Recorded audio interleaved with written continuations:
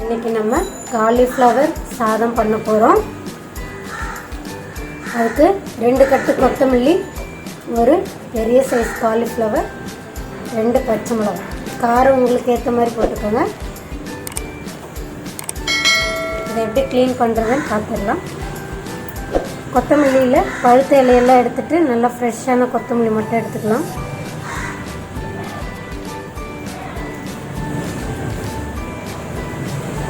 பழுத்த இலையெல்லாம் எடுத்துருங்க.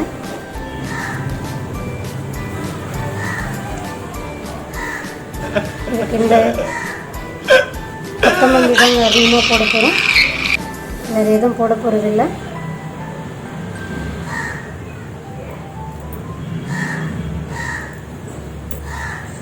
கொத்தமல்லி அந்த மாதிரி க்ளீன் பண்ணி எடுத்து தனியாக வச்சிடலாம்.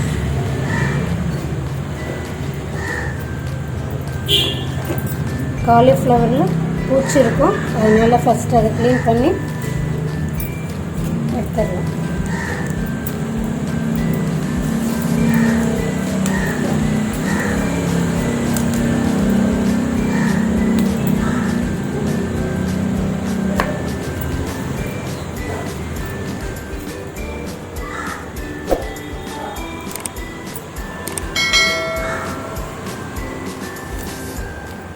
இந்த காலிஃப்ளவர் உடம்புக்கு ரொம்ப நல்லதுங்க. இதை சுகர் பேஷண்ட், அடுத்து வெயிட் லாஸ் பண்ணுறோன்னு நினைக்கிறவங்க அவங்களாம் இதை நிறையவே சாப்பிட்லாம். இது ஹெல்த்தியான ஃபுட்டும் கூட. குழந்தைங்க இதை ஃப்ரை பண்ணதான் சாப்பிடுவாங்க, குழம்புல இருந்து சாப்பிட மாட்டாங்க. பட் நீங்கள் இந்த மாதிரி சாதம் பண்ணிங்கன்னா எல்லாருமே விரும்பி சாப்பிடுவாங்க. இதை ஃபஸ்ட்டு ஒரு தடவை நீங்கள் நான் செய்கிற மாதிரியே ட்ரை பண்ணி பாருங்கள், உங்களுக்கு ரொம்ப பிடிக்கும்.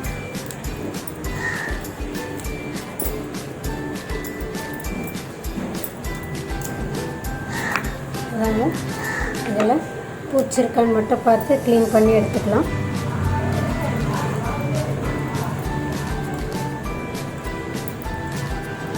உங்களுக்கு எந்த மாதிரி சைஸில் வேணுமோ அந்த மாதிரி எடுத்துக்கோங்க.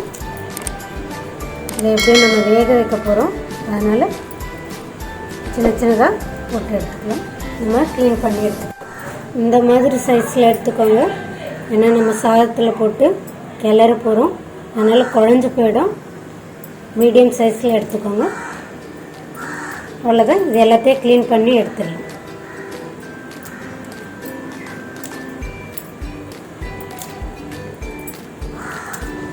பூ நல்லா இருக்குது, இதில் பூச்சிலாம் எதுவும் இல்லை. அப்படி இருந்தால் நீங்கள் பார்த்து எடுத்துக்கோங்க.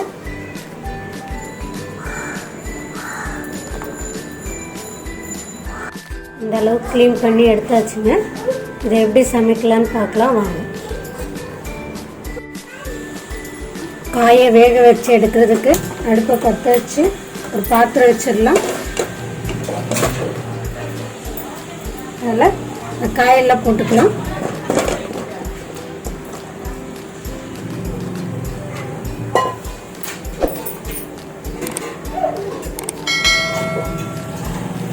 இது மூழ்கிற அளவு தண்ணி ஊற்றுங்க.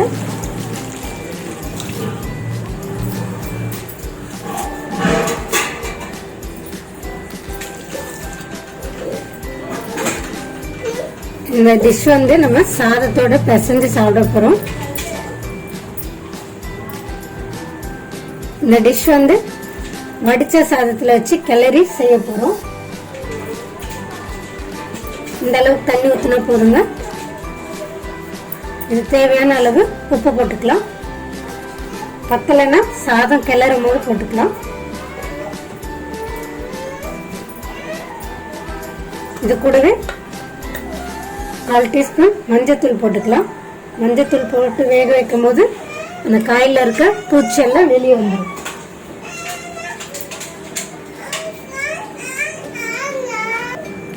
இது அப்படியே ஒரு கிளறி விட்டுருங்க. இது 10 மினிட்ஸ் தண்ணி, 10 மினிட்ஸ் நல்லா வேகட்டும்.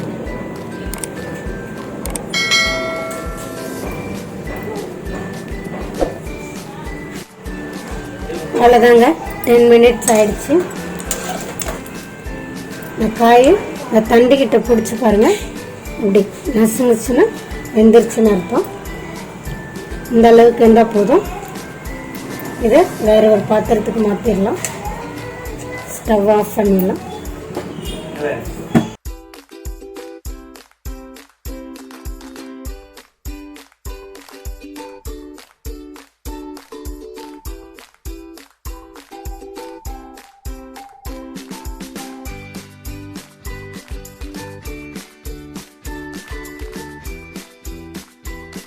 தண்ணி எல்லாம் வடித்து வேறு பாத்திரத்துக்கு மாற்றிடலாம்.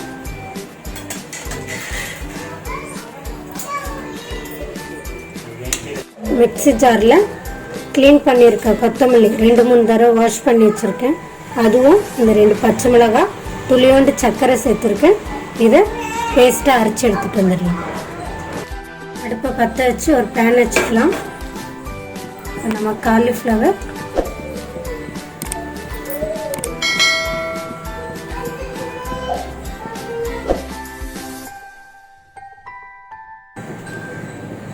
பேன் நல்லா சூடாயிடுச்சு. இப்போ தேவையான அளவு எண்ணெய் விட்டுக்கலாம். இந்த டிஷ்ஷை வந்து எண்ணெய் நெய் சேர்த்து செய்யலாம்.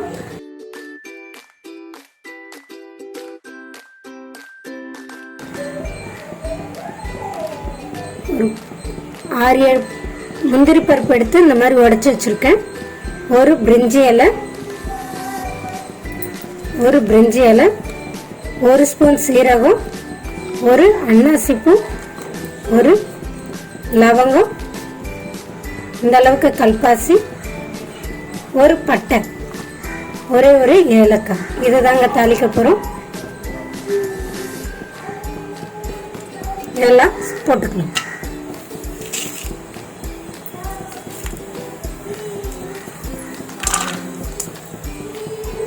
அப்படியே லேசாக ஒரு கிளறி விடுங்க.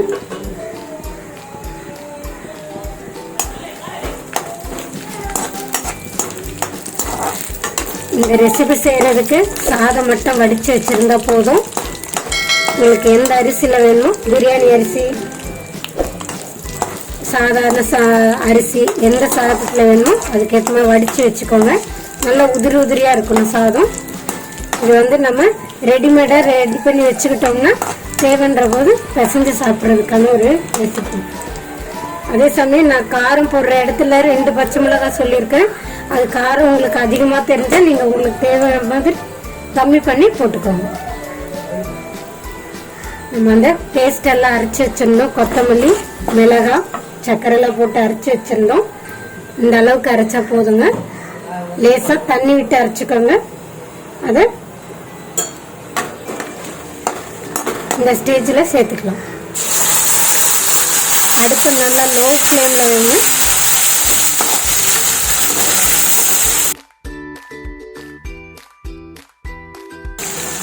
ஊற்றிக்கலாம்.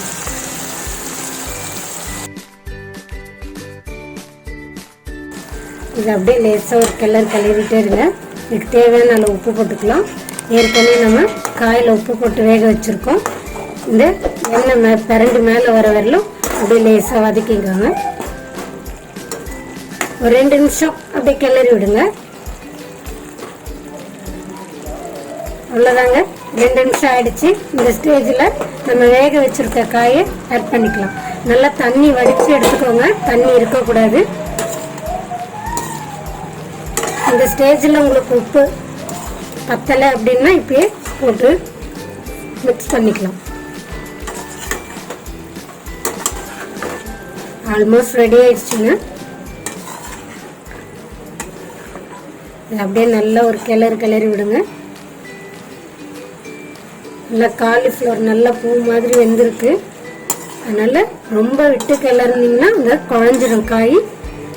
அதை அப்படி மேலாட்டம் கிளறி விடுங்க.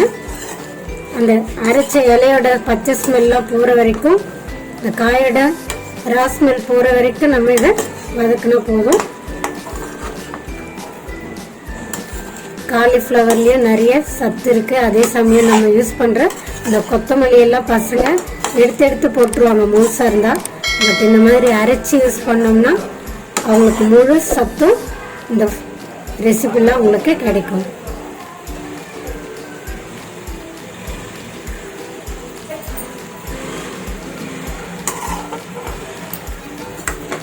காயை நல்லா தண்ணி இல்லாமல் சுத்தமாக வடித்து போடுங்க.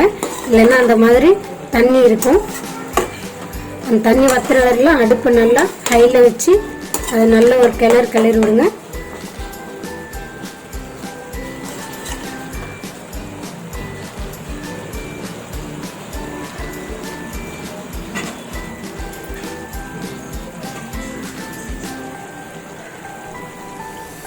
அப்படியே 2 நிமிஷம் விடலாங்க.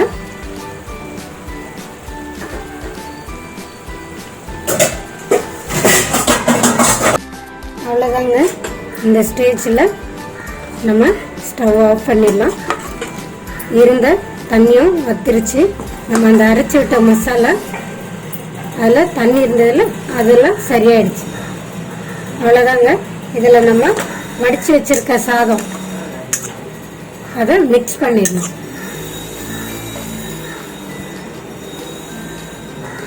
அப்படியே லேசாக கிளறி விடுங்க.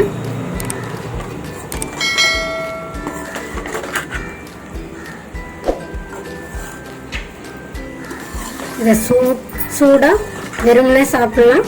இல்லை உங்களுக்கு ஏதாவது சைட் டிஷ் வேணும்னா இது கூட நல்லா காரசாரமாக உருளைக்கிழங்கு ஃப்ரை, இல்லை உருளைக்கிழங்கு சிப்ஸு, வாழைக்காய் வறுவல், முட்டை வறுவல், இந்த மாதிரி இல்லை ஏதாவது கிரேவி இருந்தால் கூட அது கூட நீங்கள் இதை வச்சு சாப்பிட்லாம்.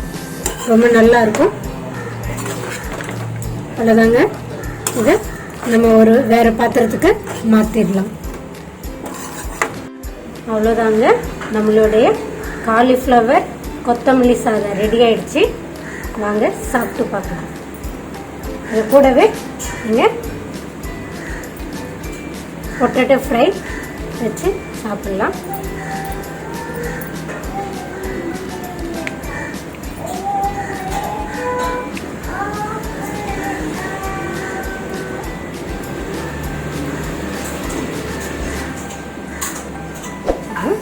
சாப்பிட்டு பார்த்துடலாம்.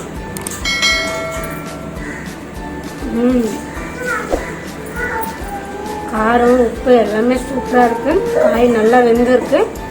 அதில் போட்ட மசாலா நல்லா இறங்கியிருக்கு. கொத்தமல்லியோட ஃப்ளேவர் நமக்கு நல்லாவே கிடச்சிருக்கு. நான் சொன்ன மாதிரி அளவெல்லாம் போட்டு நான் பண்ண ஸ்டெப்லேயே நீங்கள் பண்ணுங்கள். உங்களுக்கு இதே மாதிரி டேஸ்ட்டாக உங்களுக்கு இந்த சாதம் கிடைக்கும். இதுக்கு சைட் டிஷ்ஷோட இதை வச்சு சாப்பிட்றதுக்கு இன்னமும் நல்லாயிருக்கும். பட் வெறுமனே சாப்பிடவே சூப்பராக இருக்குது. எனக்கு ரொம்ப பிடிச்சிருக்குங்க. சைட் டிஷ்ஷோட சாப்பிட்றதுக்கும் ரொம்ப நல்லாயிருக்கும். உங்களுக்கு இந்த டிஷ் பிடிச்சிருந்தா லைக் பண்ணுங்கள், ஷேர் பண்ணுங்கள், கமெண்ட் பண்ணுங்கள். கமெண்ட் பட்டனில் உங்களுக்கு இந்த டிஷ்ஷை பற்றி ஏதாவது டவுட் இருந்தால் மறக்காமல் அதில் எனக்கு கமெண்ட் பண்ணுங்கள். தென் மறக்காமல் சப்ஸ்கிரைப் பண்ணுங்கள், பெல் பட்டனை கிளிக் பண்ணுங்கள். உங்களை நெக்ஸ்ட் வீடியோவில் பார்க்குறேன். Bye friends.